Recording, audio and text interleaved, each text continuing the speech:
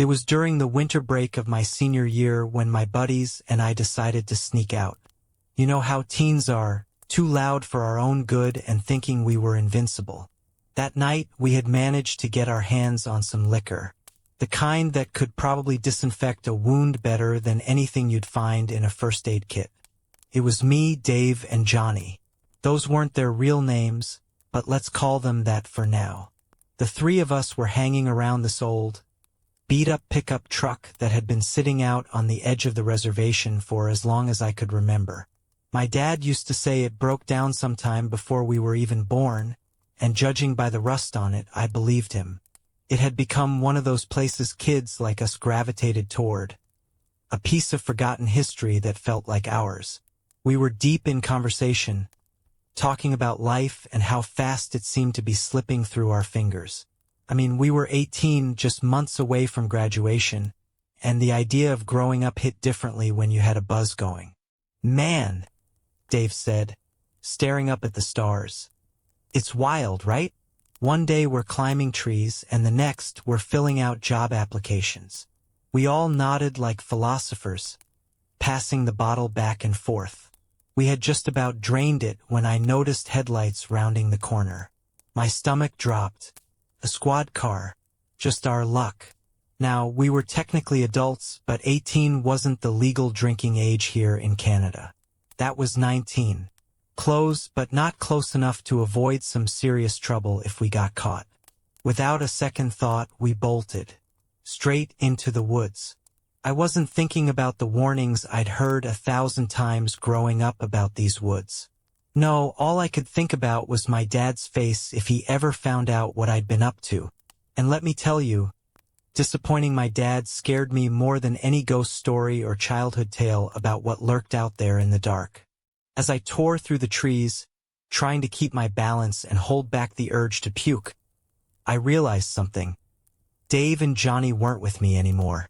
Somehow, in the chaos, we'd gotten separated.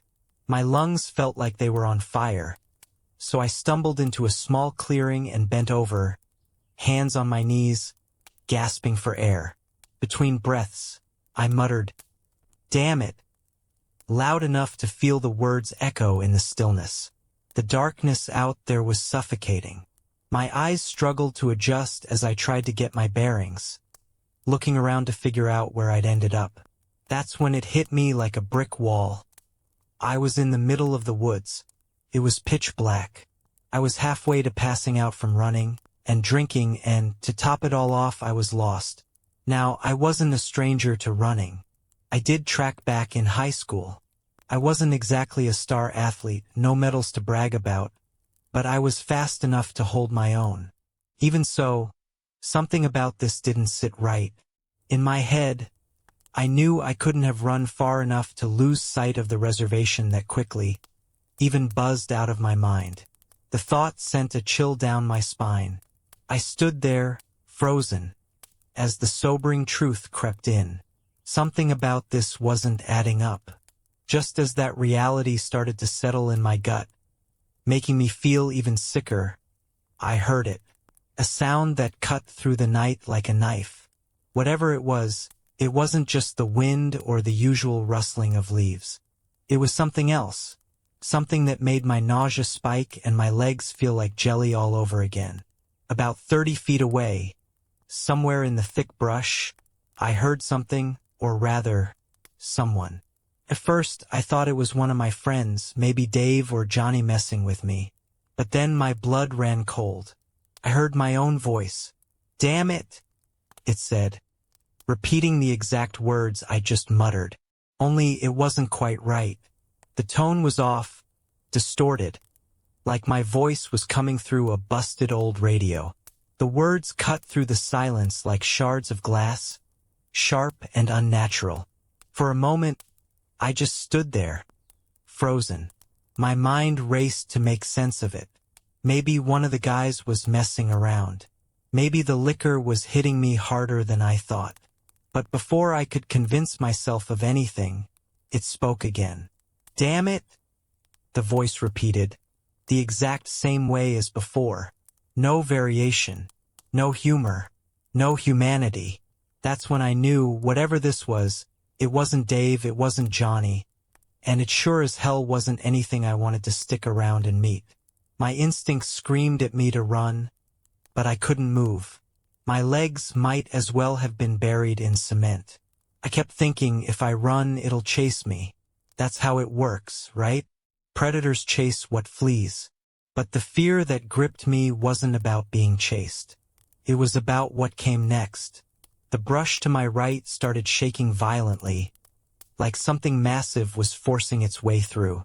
The sound of snapping branches filled the air, and all I could do was stand there, paralyzed.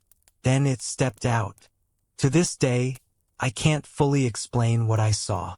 It was the kind of thing that no amount of time or therapy can scrub from your memory. It wasn't just disturbing, it was wrong, like it didn't belong in this world. It stood there in the moonlight, towering at nearly 9 feet tall. My breath hitched as I took in its horrifying figure. The thing was impossibly thin, its limbs stretched and unnatural, like it had been starved for years. Its body looked like it was rotting right in front of me. Patches of matted fur clung to decayed flesh, and the smell that hit me was putrid, like wet earth mixed with something long dead. But the worst part, the part that nearly made me lose control of my bladder, was its head. It looked like the skull of a deer, only twisted and wrong.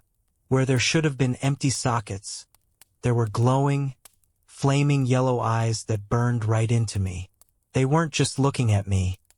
They felt like they were peeling me apart, seeing every dark corner of my soul. And its teeth, God, its teeth were jagged, sharp points made for ripping, not chewing. I wanted to scream, to bolt, to do anything. But my body refused to move. All I could do was stand there, completely paralyzed. I'd always thought frozen in fear was just an expression people threw around. But in that moment, I understood. It wasn't just fear, it was terror, the kind that roots you to the spot and makes every instinct you have go silent. The creature began to move, slowly lumbering toward me, its legs bent backward like a goat's. Each step was deliberate, heavy, as though it knew I couldn't run, and it wanted me to know it, too. The thing was just a few feet away now. Every slow, deliberate step it took felt like a countdown to the end of my life. My heart pounded so hard I thought it might burst, and tears rolled down my face, one for each agonizing second that passed. Memories of my life flashed before my eyes. Moments I hadn't thought about in years. Birthdays, old friends, my first crush. It all came rushing back, as if my mind was preparing for the worst. Then, out of nowhere, there was a blinding flash of white. My eyes squeezed shut instinctively, and when I opened them, the monster was gone. It took me a second to process what had happened. The spot where it had been looming over me was now empty. My chest heaved as I gasped for air, and I hesitated before glancing to the side, searching for it. That's when I saw them. The beast was on the ground. Its twisted body sprawled out like a broken puppet, and on top of it was something else. First, I thought it was a man. It was vaguely human-shaped, but the longer I stared, the more I realized how wrong I was. Its skin was almost translucent, an unnatural, sickly white that seemed to glow faintly in the moonlight. It was so thin I could see its ribs pressing against its chest, stretching its gaunt frame. Its limbs were long, too long, like they had been pulled and warped. The pale creature was clawing and kicking at the beast beneath it, its movements frantic and almost animalistic. But what froze me all over again was the sound. God, the screaming. It was coming from the pale figure, and it was unlike anything I'd ever heard. It wasn't human. It wasn't animal. It was this shrill, piercing wail that seemed to come from everywhere at once, echoing through the trees and vibrating in my chest. My ears throbbed, and I swear it felt like the whole forest was recoiling from the noise. It only took a few seconds of that horrific sound for me to snap out of my paralyzed state. My legs were working again, and my instincts were screaming at me to run. It didn't matter where, didn't matter how, just away. I turned and bolted, not daring to look back at the two abominations tearing into each other. I ran. I didn't know where my legs were taking me, but I didn't stop for what felt like an eternity. By the time I hit the highway leading back to the res, my lungs were screaming and my whole body felt like it was on fire. I staggered to a stop, hunched over, and lost whatever was left in my stomach right there on the pavement. The bile burned my throat, but I didn't care. I was alive. For a moment, I leaned on my knees, shaking, trying to catch my breath. The highway was eerily quiet, and every sound, every rustle of wind, every creak of a tree, had me whipping my head around, expecting to see one of those things coming after me. But the road stayed empty, stretching out under the cold moonlight. It took me another 10 minutes to walk back to the res. Each step felt heavier than the last, and my legs trembled like they might give out at any second. The whole time, I couldn't shake the feeling that something was watching me. I kept glancing over my shoulder, half expecting to see those glowing yellow eyes or hear that unholy scream echoing through the trees.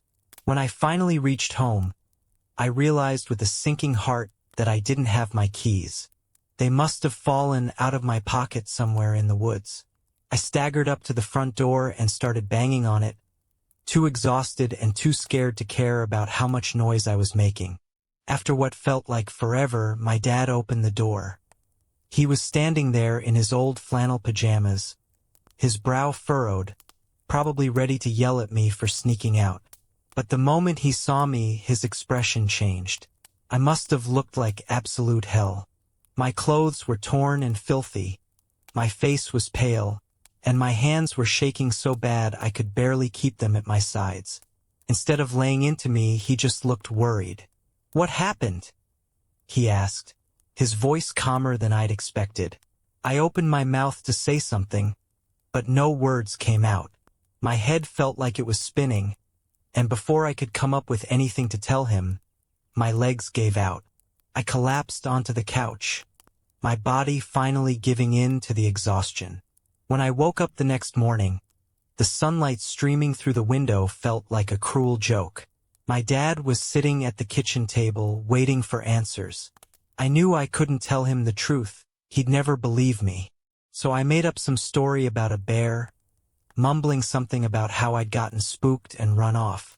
He didn't look like he believed me, but he didn't push either. Maybe he thought I'd had enough for one night. But deep down, I knew the truth. And I knew I'd never forget what I'd seen.